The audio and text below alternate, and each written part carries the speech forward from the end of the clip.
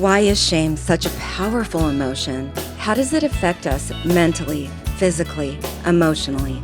I'm Nadia Davis. I'm a mom, author, attorney, and Kundalini yoga teacher who has experienced public shaming that brought me to my knees.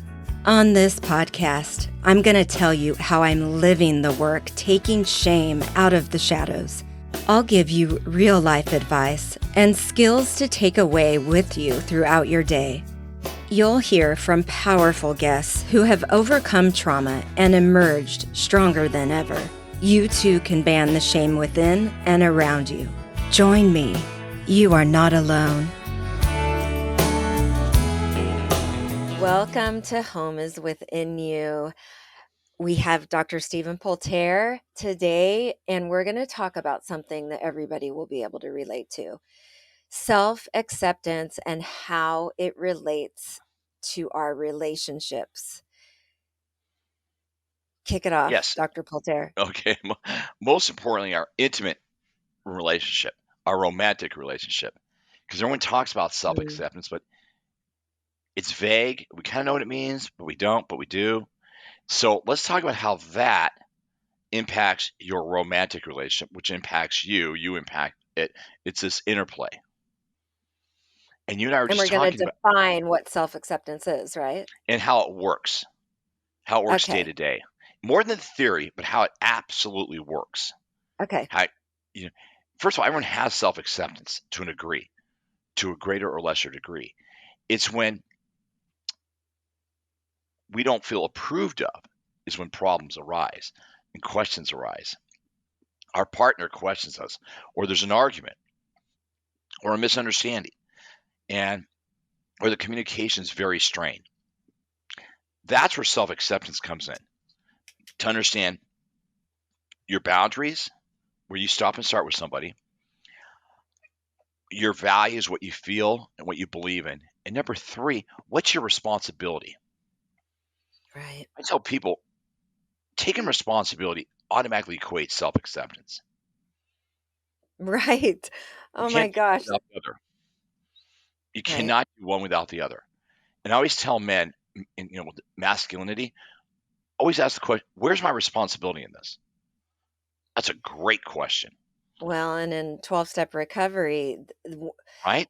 we not only identify those character quote unquote defects, but we see what our part is when we are Hmm. making a list of amends. And it seems like a bashing, like really, really hard, a hard step.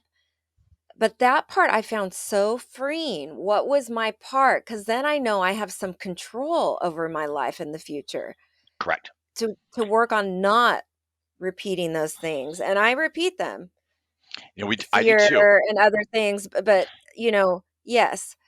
So Nadia, there's a saying: self-love, self-respect, self-worth. There's a reason why they start with the word self, because you can't find it in someone else. And self-acceptance is going inside and taking an inventory of your life. Now, a lot of people who are not in the program go, "What do you mean inventory?" Acknowledging your childhood. I have guys all the time. It's in the past. It's not relevant. It's relevant because it's still active in your life. And also, emotions are not time limited. They're Mhm. fourth dimensional. They're not a limited time or place. What might have happened 25 years ago could have happened 10 minutes ago. It feels that strong. Yeah. Yes. Okay, so I explain that to men all the time that self-acceptance is your core self. People, what's your core self? It's that gut feeling you have. How do you feel about something? We all have it. Like, what's your gut feeling about this? Should you buy this car? Should you do this? Should you this job? What do you think? That's our core. That's self-acceptance. I like how you defined it here. Self-acceptance means having an understanding of your life goals and Yes, having the ability to feel compassion and empathy for yourself and others. absolutely. Understanding yourself sounds easy, or sounds yet we all, but it isn't, because understanding yourself deals with looking at your blind spots and And it intimate takes a relationships. lot of hard work. A lot of hard work. It's a Intimate lot of relationships introspection. replace our childhood family. And that is where self-acceptance comes in, Okay. because the exposure we feel maybe as a child, now as an adult, that's where it gets played out. And you understand that your life experiences are Hmm. unique and personal. You accept your personal differences, understanding that your life journey is yours to decide and implement. Absolutely. Okay. So, Nadia, so self-acceptance, the definition of self-acceptance, it's you. We all have it. The question is how connected we are to it. And shame interrupts that. Shame, it like when it's raining, Right. the connections aren't as good with electricity, or in Right. fact, you can get electrocuted. But as you're a younger person growing up, like your values, what you want, what you don't want, what you like, what you don't like, that's all yourself. That's who you are. Hmm. And so many times we look at other people to tell us who we are, and you can't outsource it. That's one of the No, biggest, that's a myth. and the book describes these thoughts also in A Course in Miracles. They talk about this as Oh, yes. attack thoughts. So Hmm. spiritually, psychologically, emotionally, practically, these kinds Hmm. of thoughts and shame most of all separates us Yeah. from that knowing of ourself and from others. And in Hindu, they call Maya delusion. It clouds the water. We forget who we are. And ultimately, all modes of therapy, healing, get you to reconnect to your best self. Healing to your soul, connected to your soul. That's the goal of all Right, this work. When you're connected to that, right. empathy, compassion, understanding are all part and parcel. I wrote a whole article about how when we have a connection to our soul, Hmm. relationships are drastically different. Drastically, because it gets us out of that black and white and that Yeah. duality of thinking right and wrong, and just opens up a whole nother understanding. And so that is my goal next time, Dr. Poulter, is And when there's Nadia, no relationship to the soul or our true hmm self, it it's very hard to relate to another, or for them to relate to others. And it's so hard to get past that ego. It's like all ego thinking, and it's so painful. it's interesting. William Blake said this, and it's been said for thousands of years. You only need two things to change: despair and curiosity. Despair, as Eckhart Tolle, can come at you in 3 or 4 times in your lifetime. It will blow your life up. But then you become curious how I want to live different. That's why we keep coming back. You keep Yep. coming back. You And keep the ego coming just back. gets blasted into tomorrow. And Cur- my soul and sponsor have milked a situation for a year and a half, like I was saying. And it's like, hmm okay, now Let me ask you some questions about it. Let's go with that. So, as a woman, how do you handle? What would be your advice to women when their partner or their boyfriend is telling you something about yourself that's absolutely unequivocally incorrect? And I they're know. how do you handle that as a woman? How would you? What would be your The advice to women? unfortunate thing is that I am understanding and I am empathetic, and I say, "Oh, this must be this person's fear." Today, because of this learning, I now know that I will say what is triggered in you. This isn't about me. Hmm. What's going on with you? This is time for you to set aside and dive in. What was triggered Hmm. in you? This has Right. nothing to do with me. If they so choose to go and reflect and come back with explaining their side and being honest with something that they've done because of it, or Hmm. reflecting on their own learnings and growth and what they need to work on, like fear or whatever it might be, How about fear their of own intimacy? shame, their own Hmm. shame, then we can talk. Okay, Then you can get real with each other. But if someone doesn't have the capacity to do that, it's a that mismatch.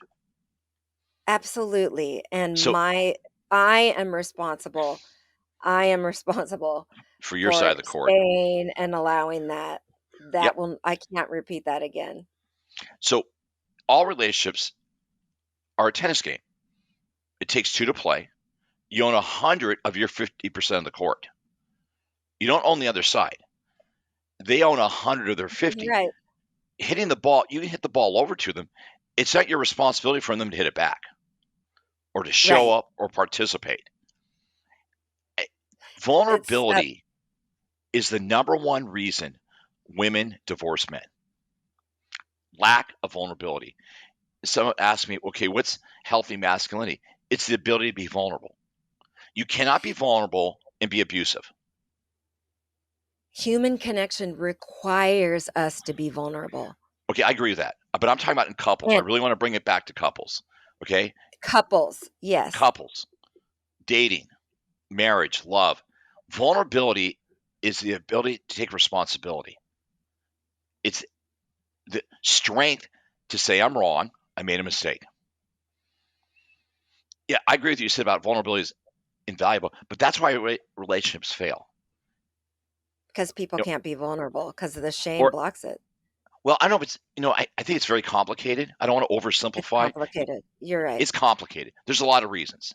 A lot of times men have been sexually abused and never talk about it. They're too ashamed. Okay. I mean, there's reasons. Like if you get too close, you're going to find out the whole You're right. story.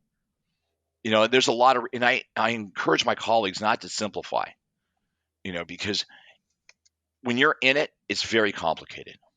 It may look simple to us, but it's not because we're living it. But for men to be vulnerable, that's the biggest draw to have a woman like you.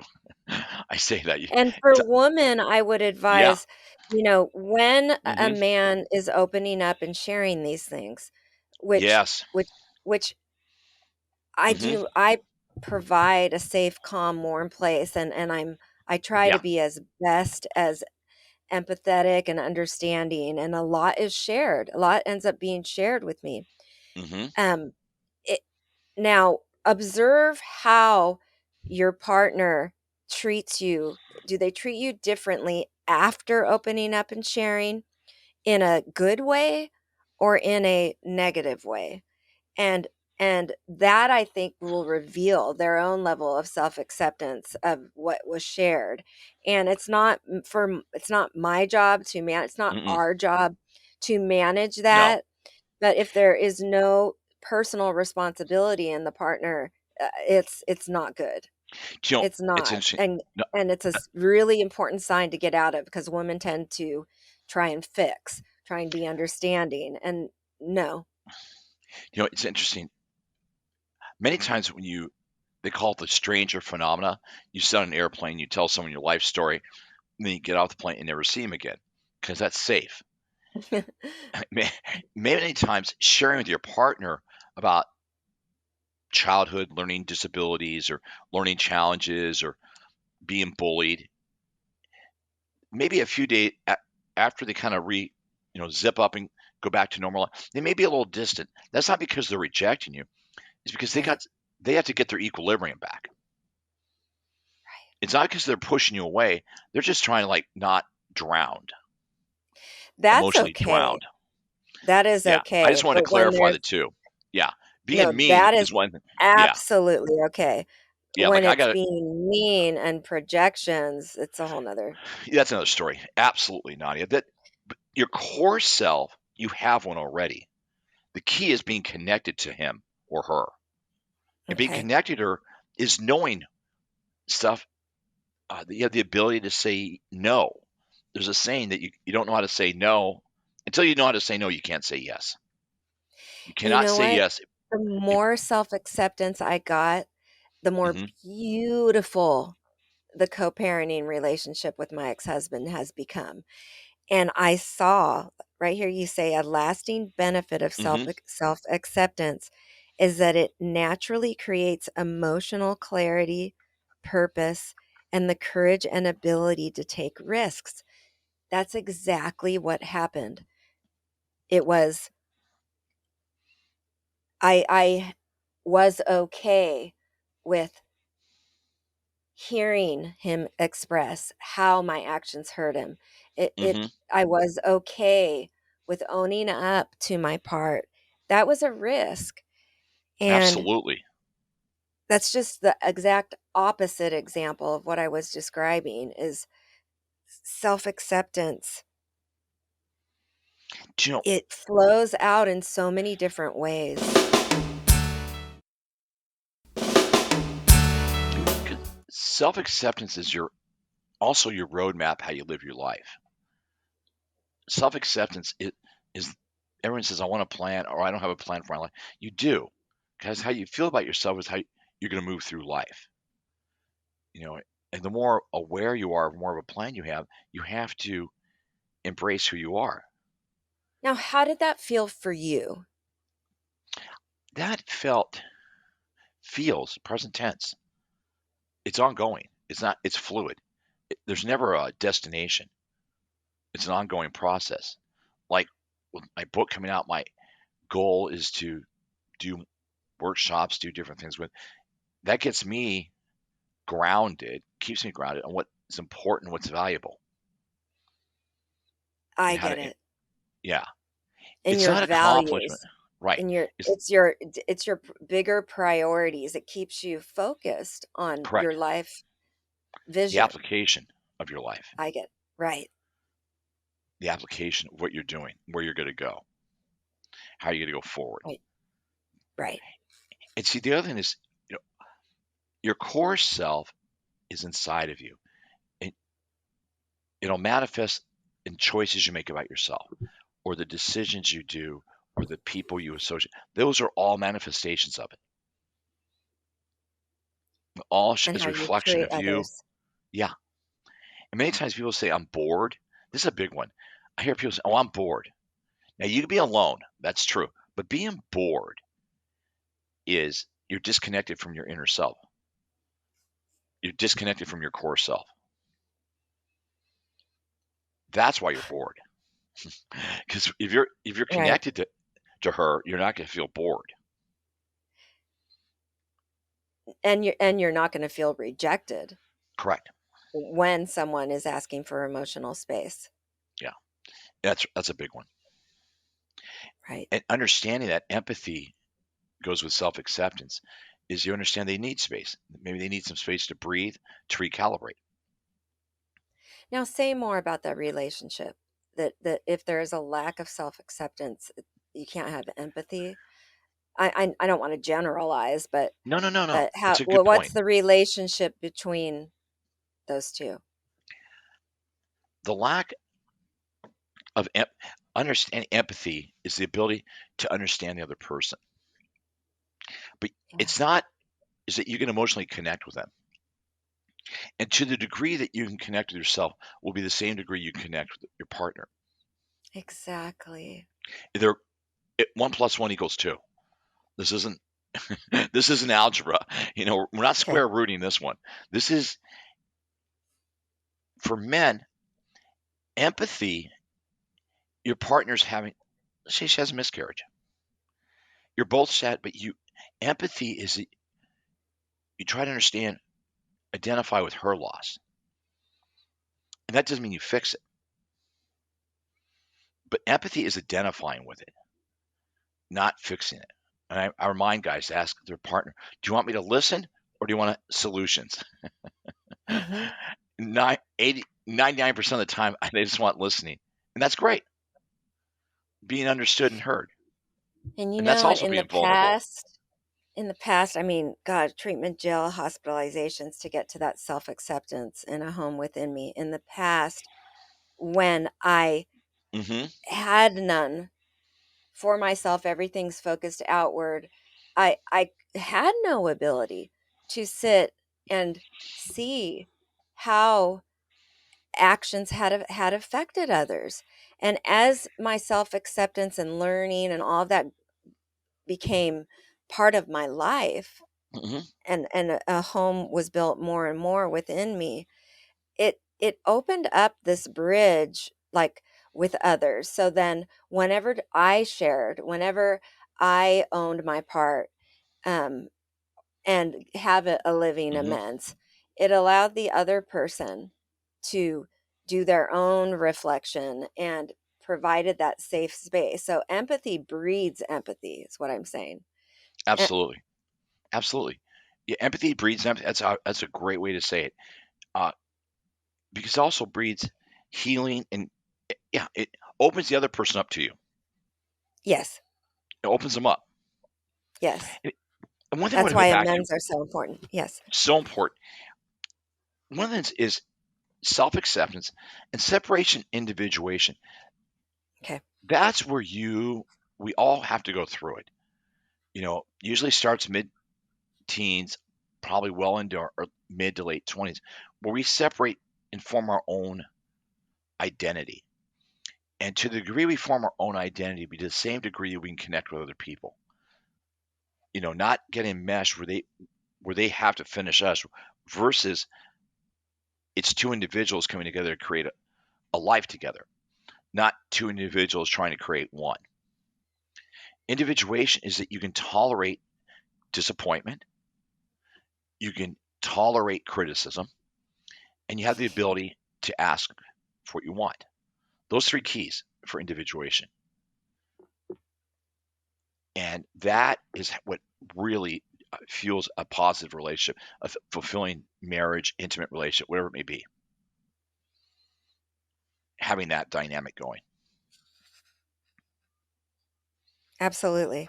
Yeah. So that I just want to hit on that because people ask, what is separates individual? It's the ability to know where you stop and start. You can tolerate frustration, like your partner's not happy with your world's not crestfallen. They're unhappy because something happened at work, nothing to do with you, uh, and that you don't need their. Your life doesn't hinge on their approval. Hinges on you, your approval of you. That's not Hmm. narcissistic. That's taking responsibility for your life. Big difference. Big difference. Big difference. And that allows you to have Big two, difference. two individuals not to come together and create something, whatever it may be. It allows you to have your life plan. And again, your core self is always with you, and shame is mud on top of that. We talk about that a lot. It's mud. And having a core self also gives you the ability to make decisions. People can choose happiness. As much as say it's not true, but you really do choose happiness. You choose things that make you happy, whether it be meditation, Yeah, recreation, um, working out, the people, the food you eat, things you do. All that ma- breeds your happiness. yeah, I love that quote from John Lennon Hmm. that you put in here. When he was 5, he said, when he was 5 years old, my mother always told me that happiness was the key to life. When I went to Yes. school, they asked me what I wanted to be when I grew up. I wrote down happy. They told me I didn't understand the assignment, and I told them they didn't understand life, because outward achievement is Hmm. only fulfilling when a person's core self is formed and connected to their self acceptance and healthy self image. Yes. So it's all So, connected. if you don't have self acceptance, it's going to be And, hard to and if you value listen, all the things on the outside. Yeah. so someone will ask me, like, listening to this right now, and they're in their car, wherever they may be. I always tell my clients or people I'm working with, what is something about yourself you don't like? Immediately have the answer. Tell me something about yourself you like. Now we're waiting. You want to flip that. Not that you're self-absorbed, but if you know the things you don't like about yourself, what are you going to do about that? How are you going to address that? And that's accepting it. Well, I don't like, we were raised Mm.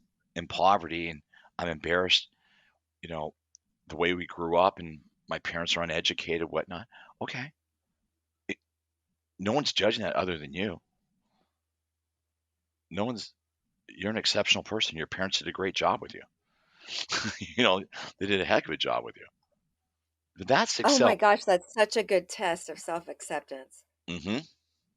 What's Ask, something you don't like about yourself? oh my God, I get that And then question answered like, boom. what are you gonna do about it? And so now what are you going to do about it? And they're like, oh, well, I don't like my body. Okay, what are you going to do about it? And the I body is did full. that a couple of years ago with listening. Hmm. Growing up the youngest of 7, and here I am interrupting you. I that we're all interrupters, and it's like, "Oh my gosh, I've got to stop." And so one of my goals has been over a couple of years, and it's better, but it's not as good as I want it to be, Hmm. is to really be a good listener. I'm where I want to be with my kids, that's for sure. That's great.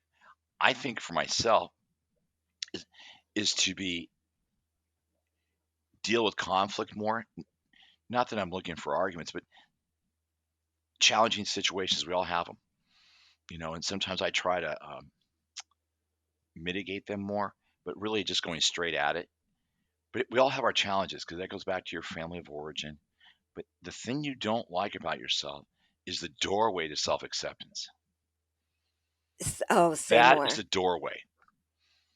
That is the door. That's the key. Because I love all this theory, but I always want to bring it back home. Right. I want to bring it back home. That's Someone goes, "Oh, I got I great don't self like acceptance." yeah. Yeah, and then I go, "Okay, what do you don't like about yourself?" And they'll rattle off 4 things. I'm just like, "Oh, okay. So where does that work? So tell me the antidote to all those." And now they're like, "Oh, that's a trick question." No, it's not. It's the truth. Because self acceptance is liking the parts of you that's uncomfortable, that you're uncomfortable with, not the parts that are easy. Right. The parts you're uncomfortable with. I That's so I self don't acceptance. yeah, man, we could That's go a on a whole that's a mind tangent blower. there. Yep, Right. that's a mind blower. Let me tell you, you start thinking that way, shame doesn't stand a chance. Shame melts like an ice cube in the Help summer. me hold myself accountable to Hmm. why I allow a narcissistic personality disorder to enter in my life over 20, 30 years, have Okay. really been in a lot of pain from that in particular, and somebody educated me about that. I don't like labels, I don't like that, Mm-mm. but that is what I'm having a hard time accepting, because I don't understand it about myself other Nadia, than maybe. Okay, maybe because I, I I'm articulating this. Maybe it has to do with our need to placate. Because when you placate, you're noticed, and when you placate, you're lovable. interesting. And a narcissist needs a moon. They need someone to hold the mirror up. They're the sun, you're the moon. Why do I need their approval? Because I'm not doing it, I'm not giving it to myself. Why am I You mean the outsourcing that? narcissistic person? Yeah, I'm asking them to Oh, do something that I should be doing. I get it. I'm asking them to do my homework. Oh boy. So I'm being asked to No. You're validate you're asking them to validate you them instead of you doing yourself. because of the need, That's because they need me. no. They Don't need worry. the No. validation. Wait, Okay, you're off sides. Get back on your side of the court. tell me. You don't whether This they is need brilliant. you or not, you don't need them to validate you. I get it. Stay there. If you stay there, you're not going to go down the icy slope. I get it. That what you just said, they need me. Now you're down the hill. Now we're flat on our back. No. Come on back. It gets back to you being okay with you. Whether you're Okay. driving a Honda Accord or a Rolls Royce. Either way, there's still a car, and you're still just as valuable, metaphorically, in either one of those. I'm not valuing myself enough. Right. And a narcissist will say they can do it for you, but they can't. And I don't want to bash on narcissists because we have to take a responsibility. If we don't go down that icy slope, we're not involved in them. We have to say, okay, I am holding myself accountable. right. And the fact I I have choose, to fully accept myself, like hmm like we're talking about here. Fully absolutely. love myself and protect that home within. And anything that feels hmm different than that emotional awareness and Yep. vulnerability and all those things, I I don't need their approval. Right. It's not even a I question. You you want a relationship, and within a short period of time, you realize it doesn't work because it's all about them, and that's when you excuse yourself. Thank you very much. Yeah, you just say, "Yeah, I don't That's think we're a great. good match. I don't think we're a good match." So And that's interesting. That's an interesting way to describe how self-acceptance relates with yep, intimate relationships. that's why. I totally get it. Yeah. In our next podcast, we'll talk more about that. I know we have to stop here in a minute, but let's come back to that. How to help women not to be seduced by looks, wealth, and charm. I love it. Because Gotta get the it's substance. Gotta it look may tell you behind something. it. It's okay if it's the numerator and the denominator is soulfulness. That's all good. That's great. But There's no yeah. those are not substitutions for core, for a kind person. We will do that. That's Yes, we will. perfect example. Okay. Thank you so much. Stay tuned for another awesome episode. Any Yes. last points, doctor? No, I think we're gonna just keep going back about. There's a lot about narcissism and women being seduced, and I'm like, yeah, absolutely. The, you're the solution and the problem. You're the problem and the solution. Don't let anybody tell you otherwise. Empowerment. I love it. It's Okay. true. All right. You take Thank care. you. Thanks, Okay. Nadia. Bye. You are not alone. If you are dealing with shame and trauma, please reach out to me through my website, nadia-davis.com. You can get a free band shame tip sheet and find out about upcoming events. I'd love it if you picked up my book, Home is Within You, wherever books are sold. If you like this podcast, please tell a friend, leave a review, and make sure to follow me on Apple, Google, Spotify, or wherever you get your podcasts. Sending warm hugs.